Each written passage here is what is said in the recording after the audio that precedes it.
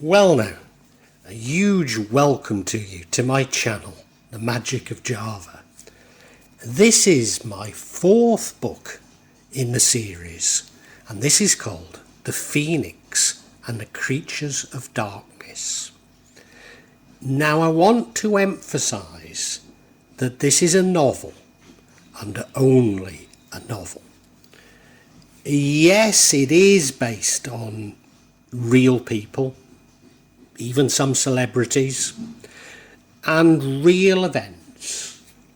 But I need to apologise to you if you feel you've identified yourself, because that was never my intention.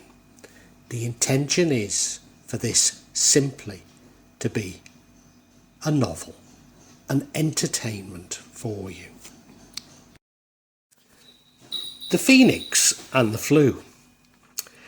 It's now some 3 years since Maddie lost her mind through the persistent use of black magic by our neighbours, friends and some of her relatives, aided by the liberal ingestion of heavy metals, especially lead acetate.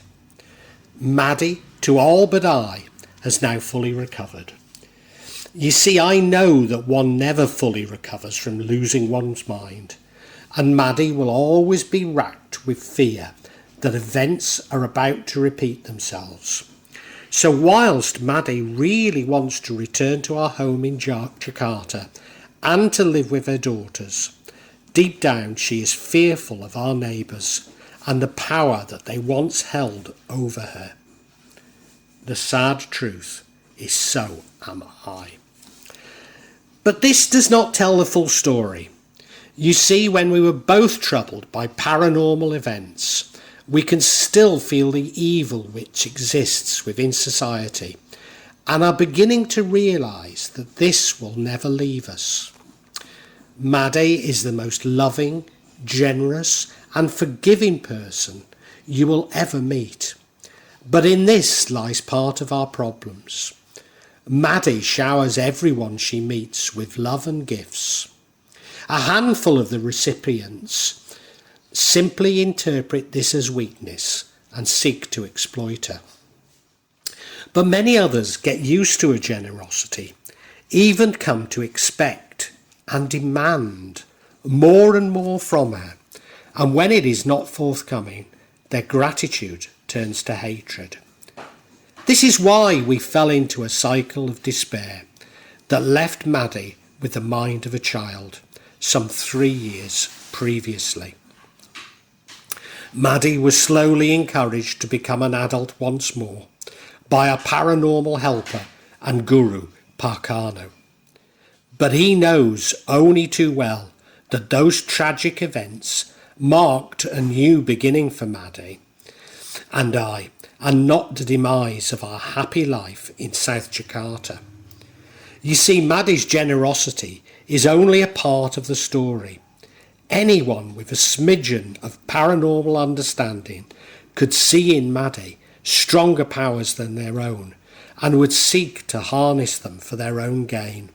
All this created an awakening within Maddie and I of the paranormal powers that we had as children and had suppressed for so much of our adult lives, especially me. Once again we can feel the evil and hatred in the world, but struggle to control this pain, especially Maddie. Whilst this pain manifests itself in a variety of ways, the recurrent rheumatism is indicative of both of us being attacked by black magic and our ability to take on the pain of the world. This episode begins with us at our favourite hotel in the world, the Phoenix in Jogja or Yogyakarta. Although we both love Jogja and the Phoenix, this was not our first choice. But since leaving Bali in January, restrictions surrounding the health crisis make it impractical for us to return. Indonesian policymakers love arguing with consumers rather than seeing each interaction as an opportunity to understand demand, or lack of it. Indonesia is effectively closed to foreigners, and Bali had hoped to attract high-value tourism from Jakarta, which it failed miserably to do. So whatever the reasons why I believe it's impractical for me to return to Bali, there are clearly a good many who feel the same way, whatever their reasoning. But let us not focus on the restrictions and their impact, but the bankrupting of so many tourist businesses, and with it the destruction of Bali's economy. Will Bali bounce back? Maybe. Will assets have changed hands? Certainly. Will the rich have got richer and the poor poorer? Undoubtedly. But the residents of Bali need not fear, as the IMF has suggested that they can grow seaweed. So Maddie and I booked a few nights in the Phoenix and played less than we did on our first visit some 10 years previously. It was over a year since we had visited Jogja, despite only living 50 kilometres away from the city. Our driver from Wonosari picked us up, whom we had not seen since returning from Bali in January, and who was getting very little work now. But unable to check in until 2 o'clock, we headed to our favourite restaurant to find it closed, and seemingly had gone bankrupt twice. We later found that our favourite bar had suffered a similar fate, as indeed had a good many businesses in Jogja, although the distress is nothing like that of Bali, especially Kuta.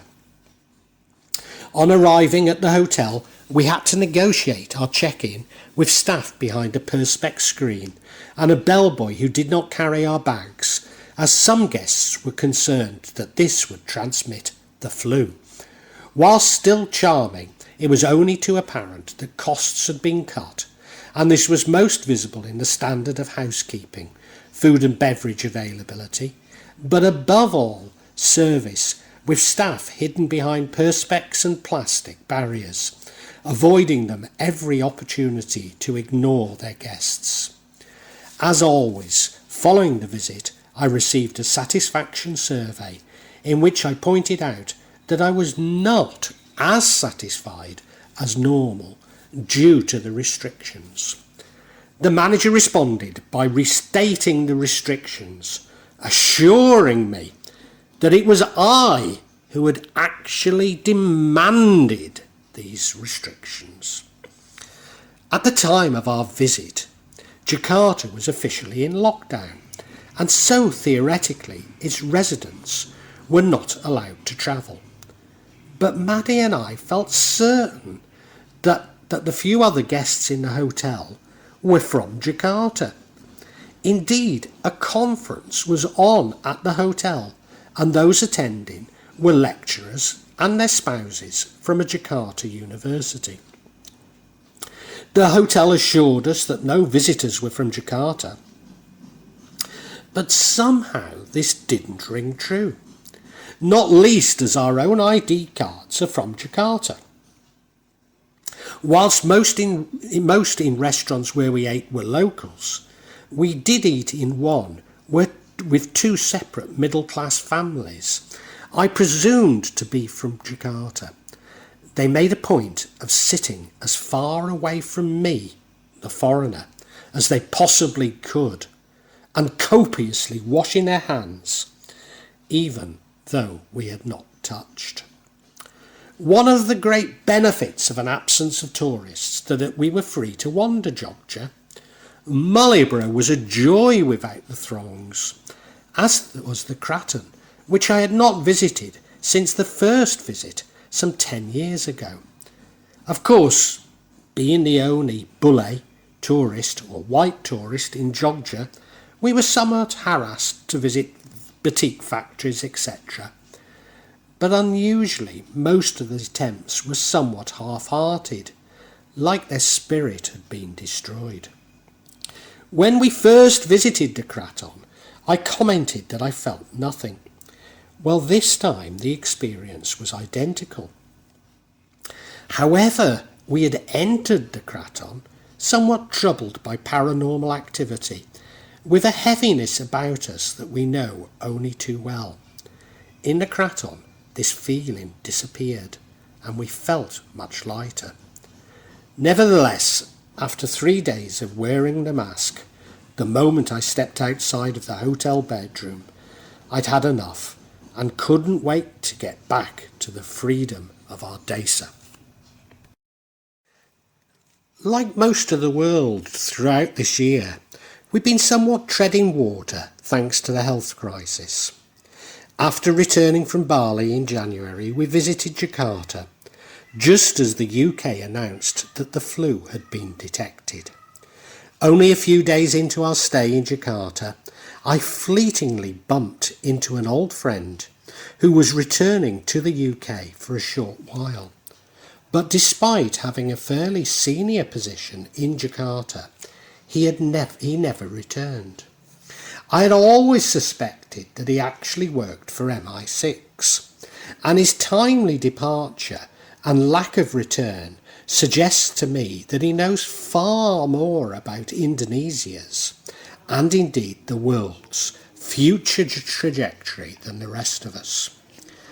I needed to visit Jakarta and get my exit re-entry visa from immigration, which I achieved and was by far the least stressful interaction I've ever had with the immigration department. 2 weeks into our stay, and flu was detected in Jakarta.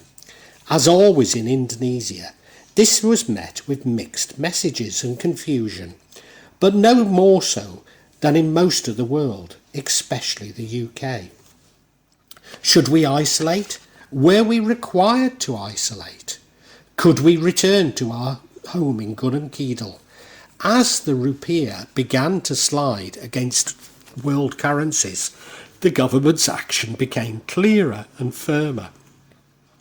Much later, the World Bank suggested that their reaction was still inadequate and would really affect economic growth, which reminded me that the next time I should feel unwell, I ought to consult with the World Bank. As things became clearer, we realised that we could return home, but that this was likely to change as Jakarta went into lockdown, which it did twice that year. We arrived back home in the middle of March and stayed in our house until the middle of May.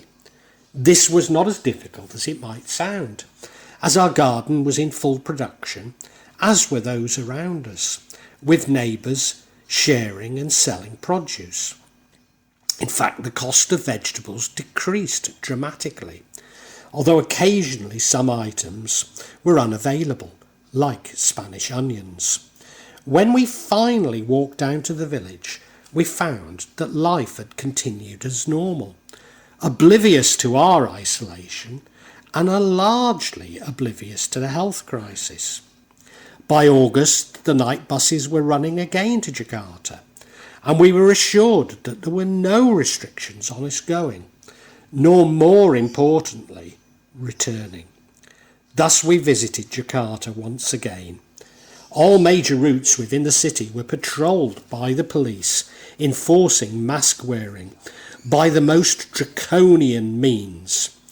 And I have to say, I did not enjoy being in Jakarta. We did, however, visit Chez Frank's, the bar in which I saw my first ghost, Frank, for my birthday, returning a week later.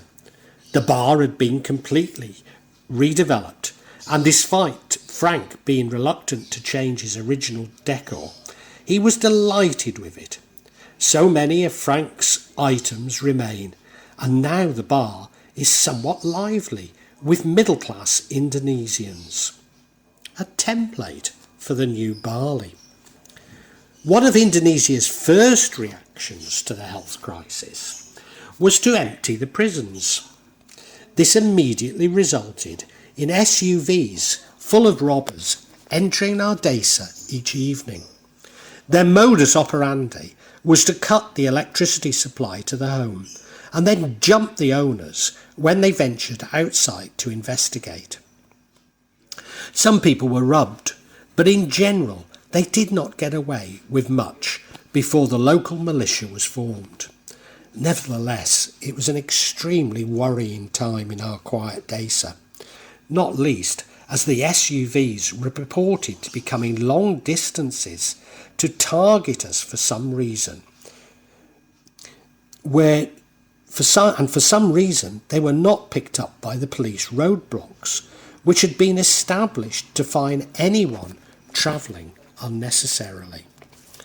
The phenomena was so widespread, persistent, and well coordinated that I refuse to believe that these were simply hundreds of SUV owners that had been asked by released prisoners to take them to remote desas in Java. Now, it'd be tempting to see this as a deliberate and coordinated attempt to traumatise the general public, as indeed could be so many responses to the health crisis.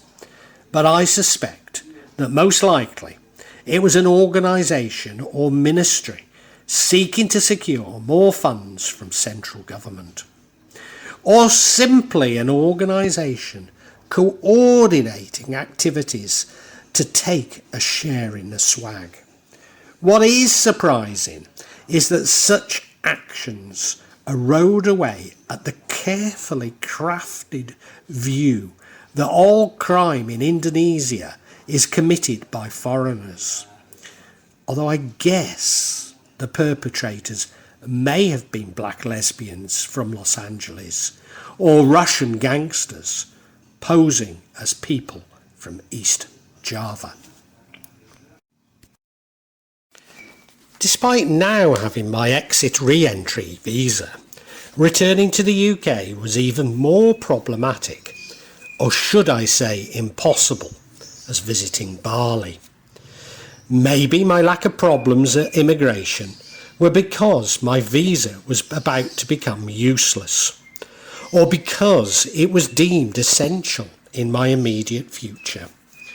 The health crisis brought out the lack of coordination between the two countries' laws that have plagued me since leaving the UK. My mother is now alone and rarely gets out of bed. I keep reassuring her that the restrictions would end and I would visit her. But if anything, the restrictions became more and more onerous and illogical.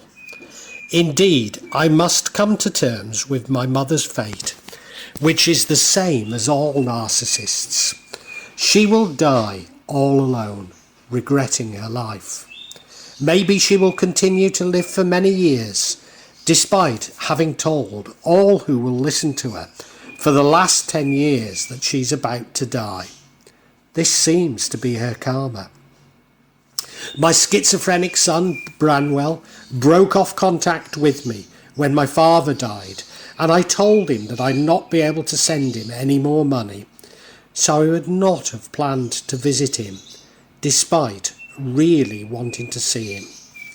Now, I'm not referring to dying a late black, nor stalking ramblers with drones, as the former Chief Constable of Derbyshire had done, nor under the new Chief Constable, fining people for drinking tea. Also, there's the West Mercia Police, fining the good people of Broseley for throwing snowballs, and the Dorset Police for sitting on park benches, later claiming that those resting were part of an organised demonstration. But these have to rank as crimes against logic when the truth is finally uncovered, along with sending out ambulances to drive around in circles with their sirens on. You see, the crisis has made everyone in authority a despot, drunk on their own power, no different to Indonesia, which we are encouraged to see as an emerging democracy and somewhat backward.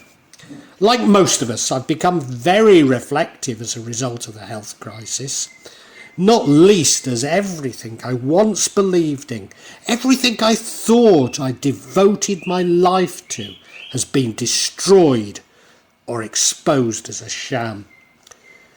Was being exiled to Gununkedal, where I grow most of my food and live in the fresh mountain air, actually God working on my behalf, despite the pain this has entailed?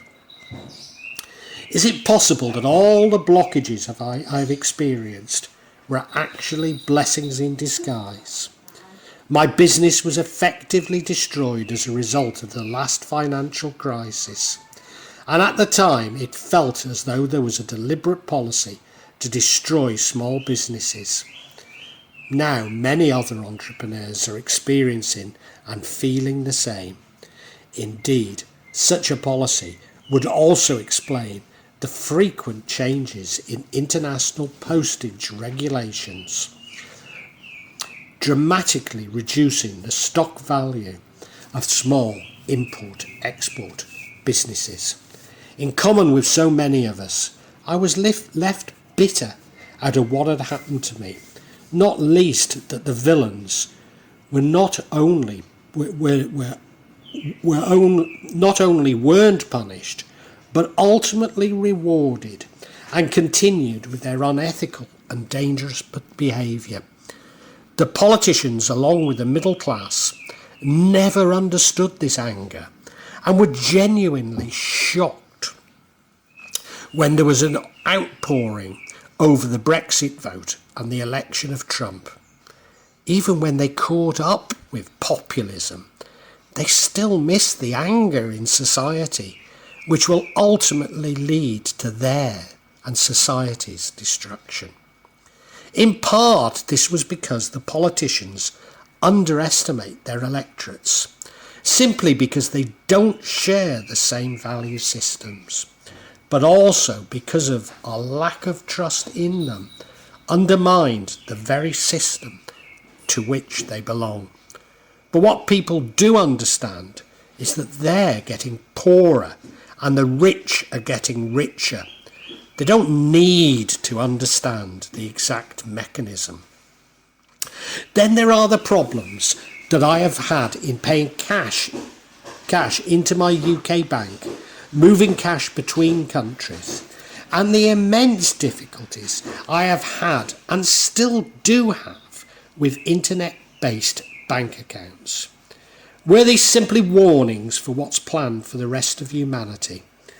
Most alarming was that a clerical error left my family and I down to our last month's worth of money in Indonesia, with no ability to transfer any into Indonesia and no social provision in Indonesia should our money have actually run out.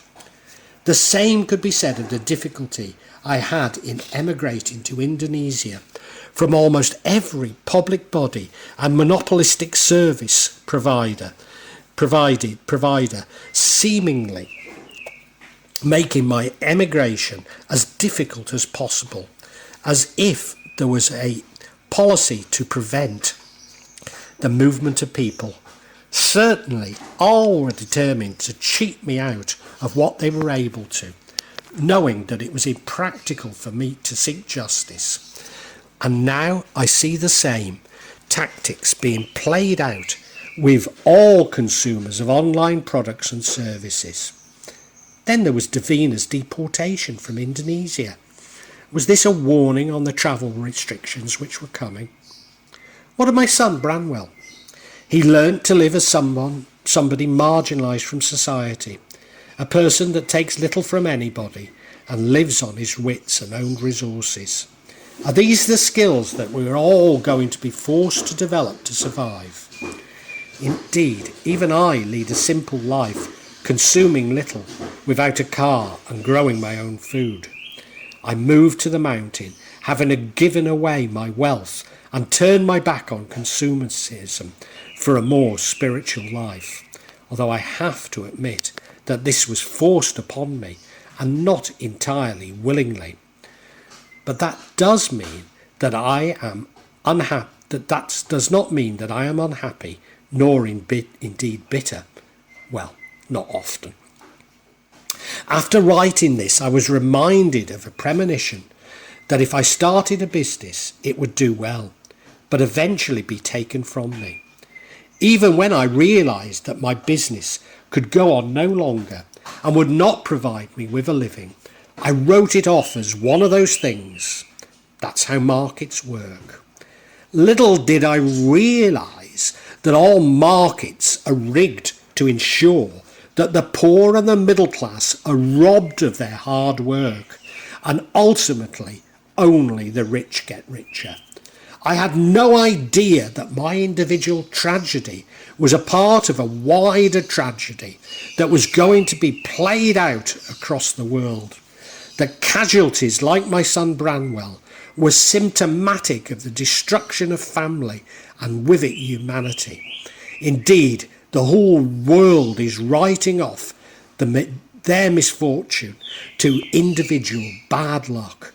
But it's not bad luck when a small elite are squeezing every opportunity within society to grab them for themselves. My former partner's mother died as a result of being placed on the Liverpool care pathway, which was probably a mercy killing. But then I realised that the same had happened to my father when he broke his arm. The policy now seems much more sinister. Indeed, it would appear that this euthanasia is a part of a strategy to save on pensions payments. So is the neglect of my son by his mental health team a deliberate policy to push him to suicide and save on his benefits? I may never know, but these are certainly the thoughts which consume me now. Perhaps, however, the most dangerous aspect of what has been happening within the world are the attempts to divide populations through hatred of minorities, a hatred which my family and I had been on the receiving end of. Of course, divide and rule is a well-trodden road of imperialists and despots alike. But could there be another motivation? Since becoming aware of the truth movement, I have sought explanations other than simple greed. Although simple greed is a convincing motivation, certainly its result has been to demonise Muslims. Then, following a dubious incident in France, President Macron launched an attempt to split Islam between the radicals and the liberals. I became suspicious. As this incident escalated, I became even more suspicious, as radical Muslim asylum seekers were banned. There are advanced plans for a number of institutions and governments to launch digital currencies. Now, whilst it's debatable if fiat currencies are haram, I have no doubt that digital currencies are. Is this the real reason why the followers of my religion have been demonised? But I also contemplate all that I have learned from the treachery my family and I have experienced. I realised there was nobody that we could trust, that man can act in illogical, murderous ways through limited provocation. But ultimately, such evil is driven by fear, and that even those who attempt to kill us deserve my forgiveness and pity. Holding on to anger is like grasping a hot coal with the intent of throwing it at someone else. You're the one who gets burned, Buddha. What does this tell us about what is really behind the current crisis, and how should I react? Parcano has been saying for some time that he could feel a huge increase in evil and with it paranormal activity. Well, since the flu hit Indonesia, I too have felt this. Is there a link between the obscene greed that has killed people and will continue killing people, and how the world is reacting to it? Indeed, the more I look at all that is happening, the more convinced I am that it is black magic. The sleight of hand, the attempts to control our thoughts, including a mass psychosis, and to make us demand that which isn't in our interests. But above all, fear. Indeed, by placing the potential for a Hunger Games society in the minds of mankind, are our fears creating this reality? What's more, is this deliberate? Does this explain why there are so many documents in the public realm which could be interpreted as a blueprint for dystopian servitude? All we are is the result of what we have thought. Buddha. Throughout my writing, I've been concerned that everything I write appears to come true, and so have restrained myself from writing some things, not wanting them to become fact. At the end of my last episode, I asked Parcano if I was responsible for the health crisis. Had my thoughts created it? We're all participants in bringing into being not only the near and here, but the far and long ago. We are, in a sense, participators in bringing about something of the universe in the distant past. And if we have one explanation for what's happening in the distant past, why should we need more? John Archibald Wheeler. I concluded from Parcano's response that I was only jointly responsible, for many others would have similar thoughts to me, the 100th monkey effect. This led me to consider, could I therefore, at least collectively, mitigate the worst predictions that some are making? Of course I could, but Parcano reminded me that it's far easier to fight evil with love on things closer to home, things that I had more influence over. The idea that I should focus on spreading love and fight evil closer to home coincided with concerns that Maddie's eldest brother, the Dukun, was still active in sending malevolence to us. Parcano explained that the brother's meddling in the paranormal world would create problems for him, which would be carried forward for 7 generations within his family. Thus I became committed to helping my Dukun brother-in-law without really knowing how. Does my new mission explain why the ghosts of Maddie's mother had encouraged me to build a home in Gurunkeedal? Then there is the conspiracy events which seem to have confined me in these remote karst mountains, all of which, I would add, the Dukun brother has publicly taken the credit for. Throughout my adventure, I have constantly contemplated the meaning of life and what, if any, my mission in this life. Is this my mission? Then, despite not really knowing how to approach it, I do feel eminently qualified to take on this assignment. It's as though my entire life has been a preparation for this moment. I began my mission by including the Dukun brother-in-law and his family in every prayer. During the month of Suro, it was apparent to both Maddie and I that we were being targeted by paranormal activity, and I reassured her that it would end with the end of Suro, but it didn't. So were my prayers working, and Maddie and I being challenged by the malevolence I was removing from the Dukun and his children's home? Maybe. A rather strange revelation came shortly after writing this, which pushes me back to seeing everything as being within our minds.